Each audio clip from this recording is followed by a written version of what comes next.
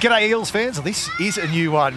Peter Sterling and I coming to you from McDonald Jones Stadium. We'll go anywhere to win. We will. We certainly will. We've just witnessed some footy here, but we're here, of course, to talk about the footy we witnessed on the weekend. Bankwest Stadium, the Eels 28 over the Sharkies 4.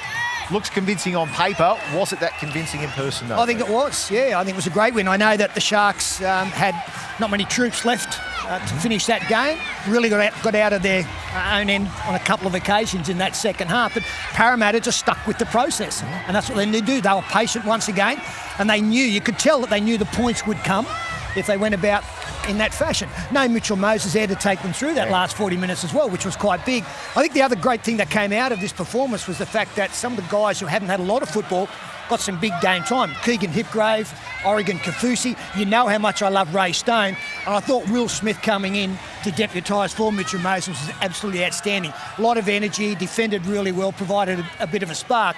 So, it was, I suppose, some talk that Parramatta weren't particularly impressive, but I really liked the way that they just went about their game. They were confident in what they had, and they just controlled. They never allowed the opposition. They never invited the opposition into that game. Can I just say, after Fergo took 17 rounds to score one try last year, how good it is just to see him doing what he's doing at the moment, a double on Saturday night. Yeah, now, both wingers scored as well. Mike Acevo, I think, they'd both be disappointed with their seasons last year. Yep. But to get some tries early on will build their confidence. It shows that the inside men are doing some good stuff as well. And Fergie mightn't have scored a lot of tries last year, but he's been still practising those slips as well. So the coach killers. Good strong runs with the football. A couple of mistakes from Blake, which dropped a few balls. But I think overall a really good performance from Parramatta. And of course now only one of two teams that are unbeaten after 3 rounds.